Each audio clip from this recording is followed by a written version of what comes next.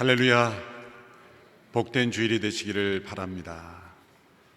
영상으로 보신 것처럼 러브 소나타 시즈오카가 5월 15일, 16일 열립니다. 오늘부터 4주간 참가자들 함께 신청하실 수 있습니다. 우리가 받은 상처를 사랑으로 되갚을 수 있다면 그것은 복음의 능력이 나타나는 것일 겁니다. 우리 일본에서 사역하는 귀한 외국인 목사님의 그 고백대로 우리 교회가 일본을 복음화하기 위하여 헌신한 모든 노력들은 역사적으로 하나님께서 귀하게 쓰시는 축복의 통로가 될 줄로 믿습니다. 회복축제 관계 기쁨 4월 3일부터 5일까지 서빙고 본당에서 열리게 되는데요, 함께 신청하지 못한 분들 함께 신청할 수 있게 되기를 바랍니다. 오늘 대중교통 이용하는 주일로서 또 동참해 주신 모든 성도님들께 감사를 드립니다. 특별히 환경 보호를 위해서 요즘 쓰레기 문제가 큰 심각한 사회 문제인데요, 개인용 컵 사용 캠페인에도 적극 참여해 주시기를 바랍니다.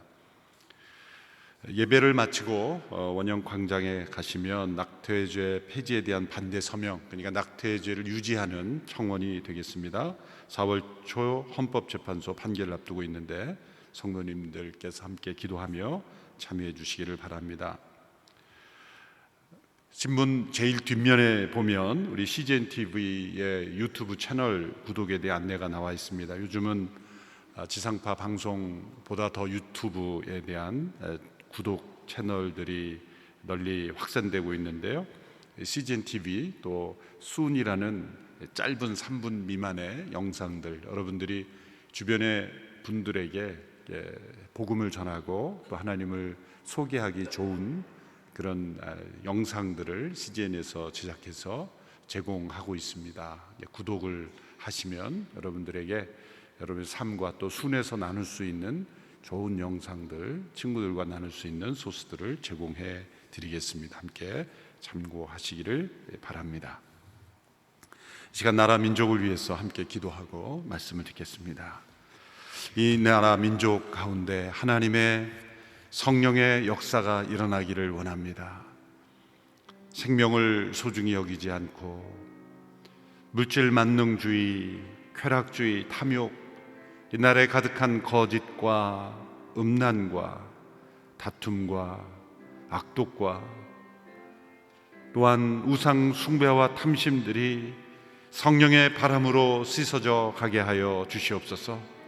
거룩한 부흥의 물결이 이 땅 위에 임하기를 원합니다. 주여, 이 땅 가운데 하나님의 진리가 바로 서게 하여 주옵소서. 하나님의 창조 질서가 지켜지게 하여 주옵소서. 헛된 이념, 헛된 우상들이 이 나라 민족을 뒤덮지 않게 하옵소서. 합심하여 함께 기도하겠습니다. 살아계신 하나님 아버지, 이 나라 민족 위에 행하신 하나님의 놀라우신 은혜를 감사합니다. 하나님의 역사가 이 땅 가운데 계속 부릴 듯 일어나게 되기를 원합니다. 성령의 역사가 부릴 듯 일어나게 되기를 원합니다. 이 나라에 만연해 가고 있는 모든 거짓과 부정과 다툼, 분열, 음란 문화와 탐심과 우상 숭배들이, 헛된 이념들이 끊어지게 하여 주시옵소서. 하나님의 창조 질서를 거스르는 이 세상의 문화를 잘 이겨내고 승리하는 저희들이 되고, 온 세상을 향하여 하나님의 축복을 나누기에 부족함이 없는 저희들이 될 수 있도록 축복하여 주시옵소서. 아버지 하나님, 저 북녘 땅에 진정한 변화를 허락하여 주시옵시고, 참된 자유, 참된 인권, 참된 자유민주국가로 변화될 수 있게 축복하여 주시옵소서. 살아계신 하나님, 이 나라 민족의 지난 역사 속에 함께 하신 하나님의 은혜에 감사를 드립니다. 이 땅 가운데 주신 하나님의 크신 축복을 죄악의 도구로 바꾸지 않기를 원합니다. 이 나라에 만연해 가고 있는 모든 거짓과 부정, 음란과 탐심과 우상 숭배와 헛된 이념들이, 하나님의 창조 질서를 거스르는 모든 흐름들이 끊어지게 하여 주시옵소서. 참된 진리 위에 굳게 선 나라가 되게 하여 주시고, 온 세상에 하나님의 복을 나누는 하나님의 진리를 나누고 전하는 축복의 통로만 되게 하옵소서.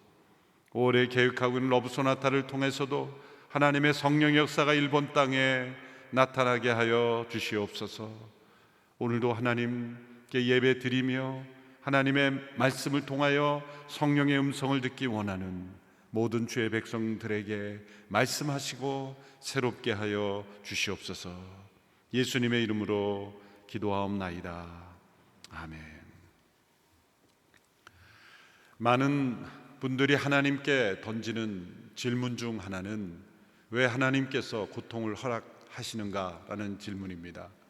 이 질문에 대한 여러 대답이 가능하지만 꼭 있어야 할 대답 중 하나는 고통을 통해서 하나님께서 기도하도록 하시기 위함이다라는 대답입니다. 고통을 통해서 하나님께서는 기도하게 하시며 또한 그 기도를 통해서 하나님의 뜻을 이루어 가시기 때문입니다. 고통이 찾아올 때면 우리는 그 고통 속에서 기도하라라는 하나님의 명령을 받아야 하는 것입니다. 하나님께서는 고통 속에서 드려지는 기도를 통해서 개인적인 문제만이 아니라 한 시대의 역사적 고통을 해결하는 도구로 사용하십니다. 이스라엘 역사 중 가장 어둡고 타락했던 시대는 사사시대입니다. 사사시대의 이 어둠을 걷어내고 역사의 새벽을 가져온 것은 한나라는 한 여인의 고통 속에 드려진 기도였습니다. 한나가 기도하게 된 것은 당시 아이를 낳지 못하는 여인이 받는 고통 때문이었습니다. 그 고통은 개인적인 고통이었습니다. 그러나 한나가 그 고통 속에 기도할 때 하나님은 그 고통을 사용하셔서 개인적인 고통만이 아니라 한 시대의 역사의 고통을 치유하시는 응답으로 하나님은 변화시키셨습니다. 하나님께서 한나에게 허락하신 고통은 보다 더 큰 목적이 있었던 것입니다. 한나에게 주어졌던 고통은 그 시대의 역사의 고통을 향하고 있었습니다. 그 고통의 배후에는 한 시대를 초월하는 하나님의 뜻이 있었던 것입니다. 우리는 이 한나를 통해서 고통 속에서 드려지는 기도가 어떻게 한 시대의 고통을 치유하시는 도구로 하나님께서 사용하시는지를 배울 수 있습니다. 우리는 한나의 기도를 통해 우리가 어떻게 고통 속에 기도할 것인가를 배워야 합니다. 우리는 한 시대를 변화시켜야 한다라고 외치기 전에 하나님께서 각자에게 주시는 고통 속에서 기도하는 법부터 배워야 합니다. 왜냐하면 하나님께서 역사를 변화시킬 때는 언제나 기도하는 하나님의 사람을 준비시키시기 때문입니다. 한나는 고통 속에서 자신을 둘러싼 세 사람과의 관계에서 하나님께로 향하는 기도를 드렸습니다. 사무엘상 1장에는 한나를 둘러싼 세 사람이 나옵니다. 한나의 남편 엘가나, 엘가나의 또 다른 아내 브닌나, 그리고 당시 제사장이었던 엘리입니다. 이 세 사람과의 관계 속에서 한나가 어떻게 하나님께 온전한 마음으로 향할 수 있었는가, 어떻게 기도했는가, 그것을 통해서 우리는 배워야 합니다. 첫째로 한나는 남편 엘가나의 사랑에 만족하지 않고 하나님의 사랑에 갈급했다는 것입니다. 한나가 남편의 사랑에 만족하지 않았다는 것은 남편 엘가나의 사랑이 부족했다는 것이 아닙니다. 남편이 아닌 사람의 또 다른 사람의 사랑을 구했다는 것이 아닙니다. 하나님의 사랑과 축복에 갈급했다는 거죠. 한나의 남편 엘가나는 한나를 최선을 다해 진심으로 사랑했습니다. 그런데 그 남편의 최선의 사랑으로도 채워지지 않는 빈자리, 해결되지 않는, 씻어지지 않는 고통이 한나에게 있었다는 것이죠. 그 한나의 고통은 남편의 사랑으로도 씻을 수 없는 고통이었기 때문입니다. 한나의 남편 엘가나는 에브라임 산지에 사는 경건한 가문의 후예였습니다. 그런데 그에게는 두 아내가 있었습니다. 경건하다고 하면서 두 아내라는 말이 잘 맞지 않죠? 이는 당시 문화시대에 고대 문화의 도덕적 수준이 낮은 시대에 자녀의 생산을 위해서 두 번째 아내를 드리는 그런 낮은 수준의 윤리 수준을 보여주는 것이죠. 이 두 번째 아내인 브닌나라는 이름의 뜻은 아이를 많이 낳는다라는 뜻입니다. 그리고 브닌나를 통해 여러 명의 자녀가 출산되었습니다. 그러나 엘가나는 한나를 사랑했고 여전히 그를 사랑하려고 최선을 다했고 그녀를 위로했습니다. 사무엘상 1장 4절에서 5절의 말씀을 보시면 엘가나는 제사 드리는 날이 올 때마다 자기 아내 브닌나와 그 모든 아들, 딸들에게 제물로 드릴 고기를 나누어 주곤 했습니다. 그러나 한나에게는 2배를 주었는데 그것은 그가 한나를 사랑했기 때문입니다. 그러나 여호와께서는 한나에게 자녀를 주지 않으셨습니다. 남편의 2배의 사랑에도 불구하고 한나의 고통은 사라지지 않았습니다. 왜냐하면 그 고통의 근원이 하나님의 주권으로부터, 하나님의 계획으로부터 나온 것이기 때문입니다. 하나님께서 주신 고통은 지극한 가족의 사랑으로도 해결되지 않습니다. 하나님과만 해결해야 합니다. 하나님께서 주신 고통은 하나님과 해결해야만 해결되는 것이기 때문이죠. 이 한나의 고통은 하나님의 주권 아래에 있는 고통이었습니다. 어떤 사람의 위로와 사랑으로도, 심지어 사랑하는 남편의 사랑으로도 해결되지 않고 오직 하나님과 대면함으로써만 해결될 수 있는 것입니다. 조지 허버트라는 17세기 시인이 쓴 도르레 더 풀이라는 시가 있습니다. 그 내용은 다음과 같습니다. 하나님께서 인간을 만드셨을 때 축복의 잔을 가지고 인간에게 축복을 부어주시기 시작하셨다.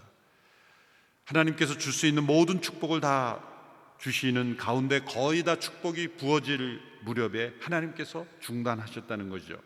그 이유는 모든 축복을 다 부어주시면 인간들이 하나님 대신에 하나님께서 주신 그 축복, 그 선물에 취해서 살까봐 나머지를 남겨두셨다. 안식이 없는 나머지를 남겨두기로 하셨다는 거죠. 영어 표현에 restlessness, 안식이 없는 나머지를 남겨두셨다.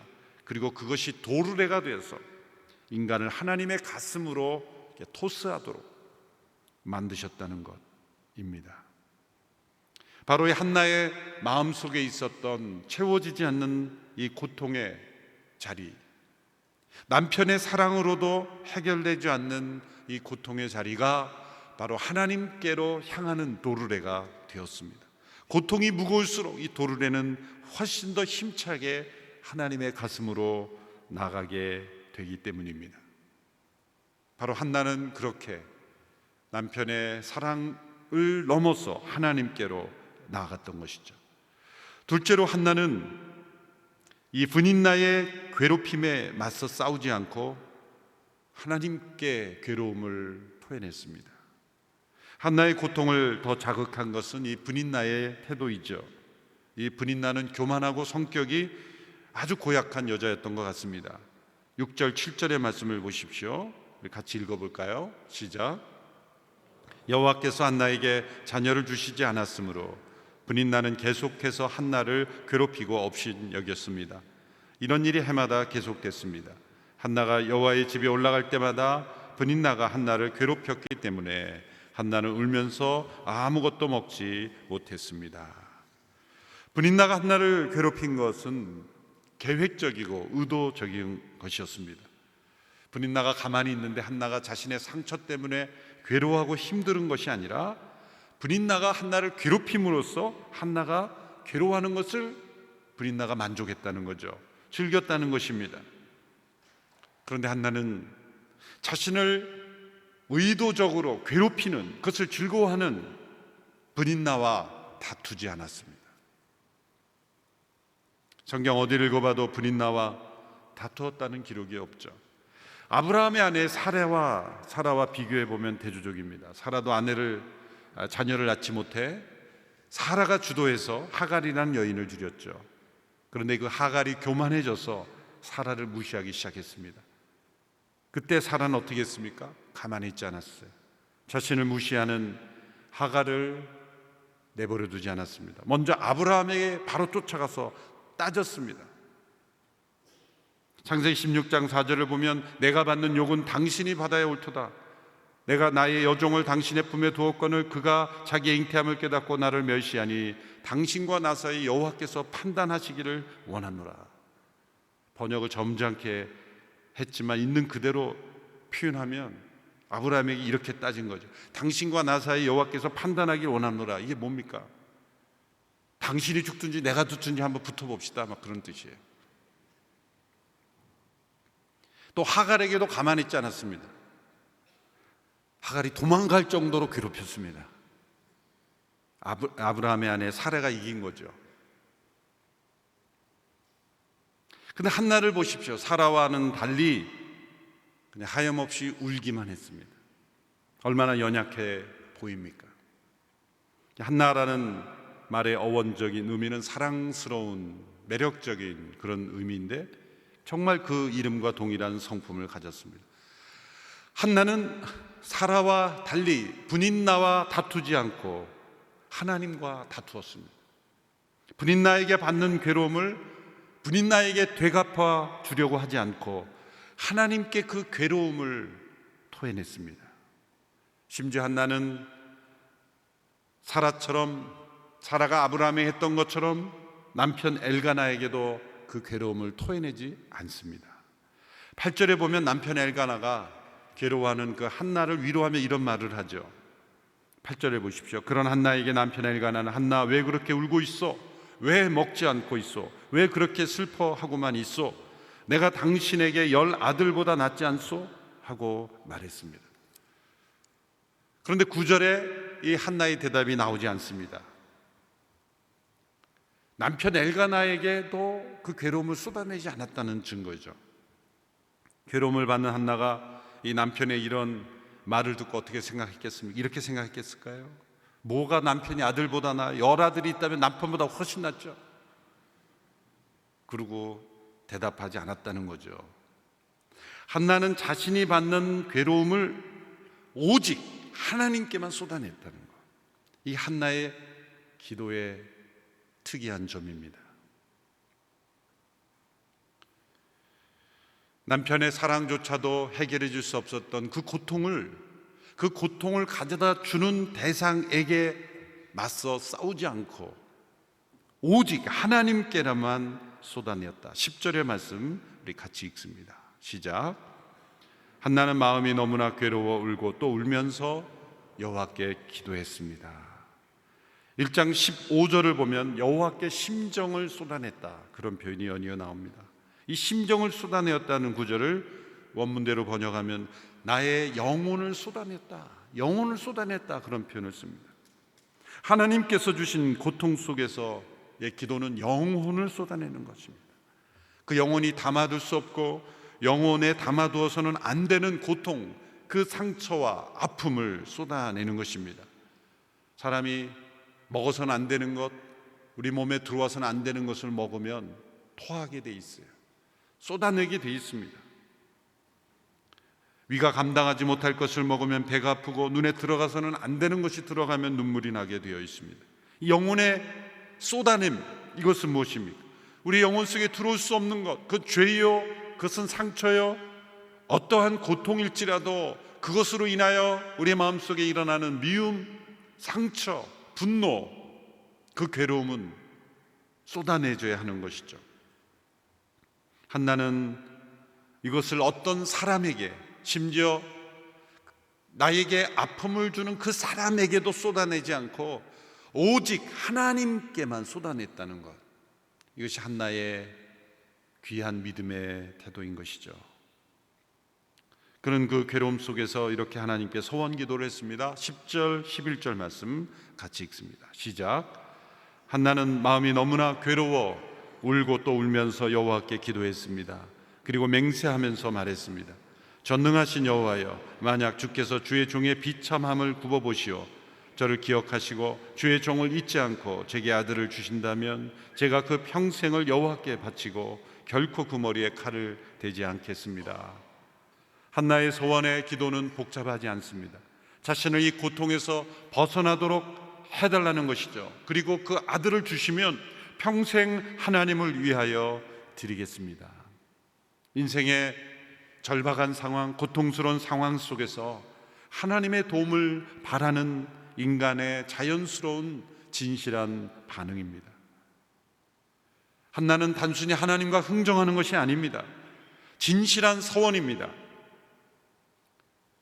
하나님은 우리의 마음이 정직하고 진실한지를 아십니다.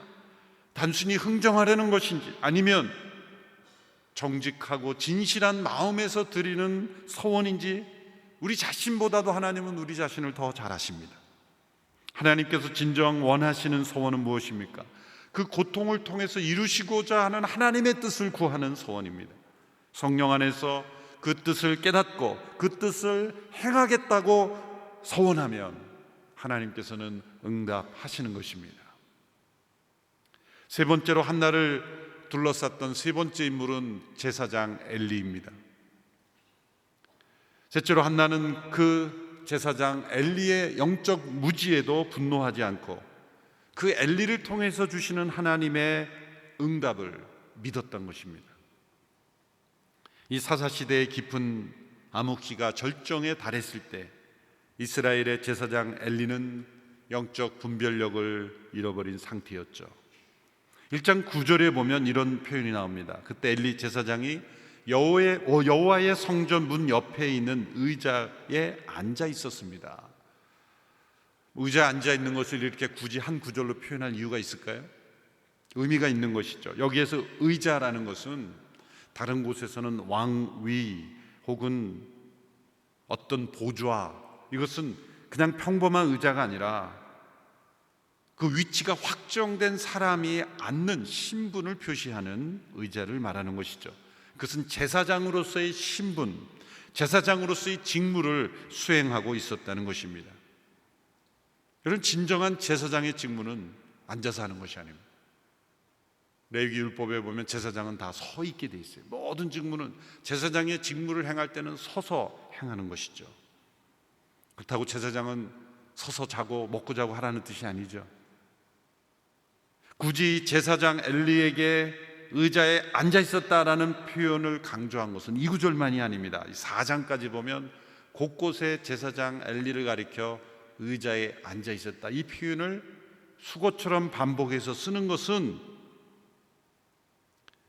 영적 영향력이 없이, 영적인 운동력이 없이 정체된 상태에서 그래서 자리만 차지하고 있었다, 그런 뉘앙스를 보여주는 거죠.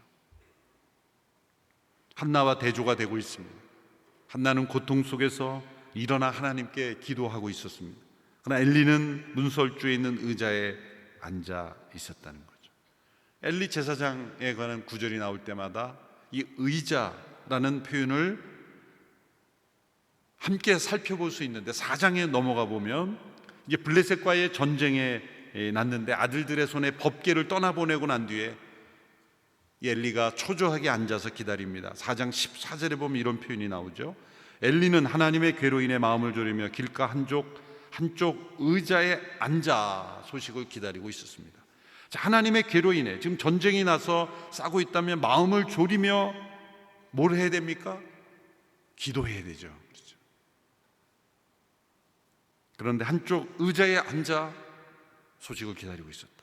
4장 18절에 보면 결국 이 블레셋과의 싸움에서 패배해서 법궤를 빼앗겼는데 그 비보를 듣고 그 앉았던 의자에서 뒤로 거꾸러져 목이 부러져 죽게 됩니다. 결국 그 의자에서 죽게 되는 거죠. 40년간 이스라엘 이끌었던 영적 지도자의 최후의 모습입니다. 그는 그냥 의자에 앉아 있었을 뿐이었습니다. 바로 이것이 한 시대의 영적 어둠을 보여주는 거죠. 자, 엘리의 이 무죄는 어디서 나타납니까? 고통 속에서 찾아와 괴로워 울며 기도하는 한나를 보고 뭐라 그랬습니까? 독한 술을 마시고 취해 있구나, 그렇게 표현했습니다. 저는 이 두 종류의 사람을 한꺼번에 본 적이 없어서 대조가 그게 어렵나 이렇게 생각을 해보게 되지만, 아무리 생각해도 독한 술에 취한 사람과 괴로워 기도하는 사람을 구분하지 못할까? 오히려 엘리가 너무 독한 술에 취한 사람만 봤기 때문에 착각한 게 아닐까. 이것은 엘리의 분별력 없는 모습이죠. 기도하는 여인을 향하여 당신이 독한 술을 취했으니 그만 술 좀 끊으라 라고 말하는 것이 도대체 가능한 일일까? 그런 의문을 던지게 됩니다. 자, 이런 한나는 엘리에 대하여 뭐라고 대답합니까? 1장 16절에 아주 예의 있게 대답합니다. 당신의 여종을 나쁜 여자로 여기지 마십시오. 저는 너무 괴롭고 슬피 여기서 슬퍼서 여기서 기도하고 있었을 뿐입니다. 엘리의 영적 무지에 대하여도 분노하거나 다투지 않습니다. 엘리가 영적 영향력이 미약했지만 엘리는 한나의 태도에 깊은 감동을 받은 것 같습니다. 그래서 엘리는 한나를 축복합니다. 17절의 말씀 보십시오. 같이 읽습니다. 시작. 그러자 엘리가 말했습니다. 평안히 가시오. 이스라엘의 하나님께서 당신이 구한 것을 허락하실 것이요. 엘리가 이 축복을 했기에 한나가 응답받은 것은 아닙니다. 그러나 한나는 이 엘리의 축복을 듣고 하나님께서 응답하신 것을 믿었다는 거예요.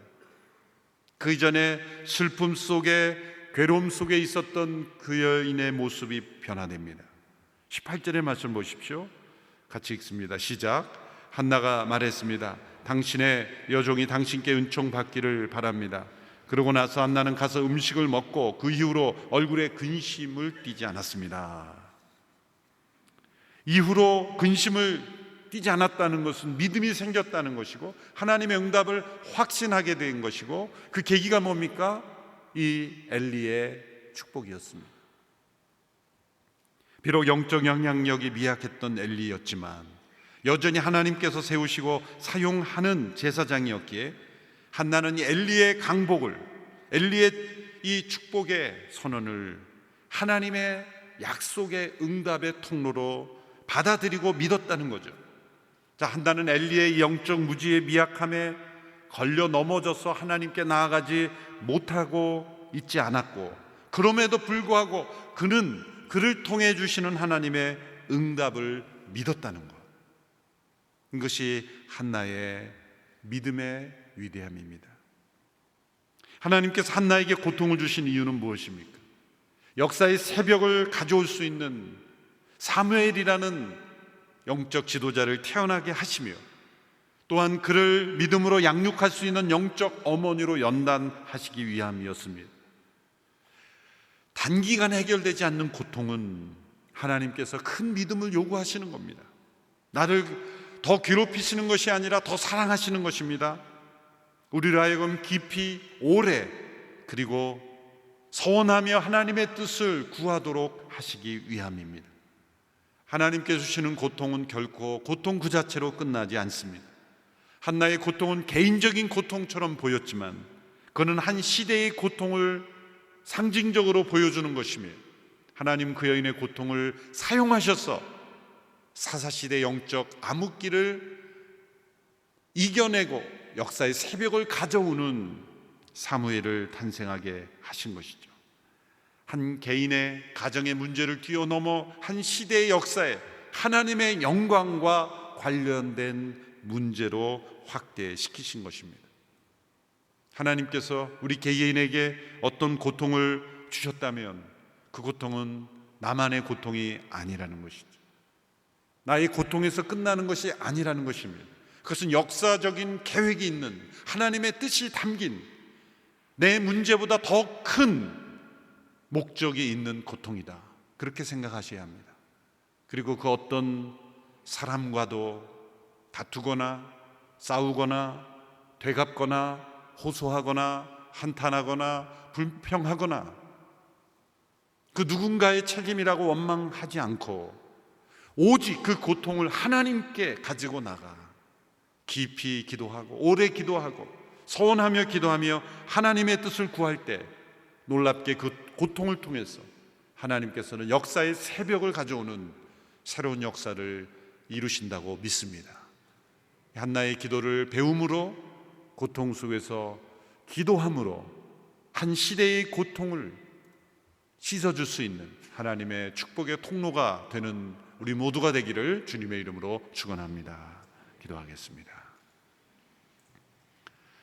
한나를 통해 기도를 받으시고 그 기도를 통해 역사하신 하나님, 우리 모두의 삶 속에 있는 이해할 수 없는 고통, 때로 가족의 사랑으로도 씻어지지 않는 고통, 그 고통 속에서 사람에게 호소하지 않고 사람에게 한탄하지 않고 사람과 다투지 않고 오직 하나님과만, 하나님께 간구하고 매달리고 오래 깊이 기도함으로 고통을 통해 기도하게 하신 하나님의 뜻을 깨닫는 우리 모두가 되게 하여 주옵소서. 우리의 기도가 더 깊어지기를 원하며 우리의 기도가 더 넓어지기를 원하며 우리의 기도를 통해 하나님의 뜻이 온전히 이루어지기를 간절히 원합니다. 예수님의 이름으로 기도하옵나이다. 아멘. 다 같이 일어나셔서 함께 봉헌 찬양 드리겠습니다.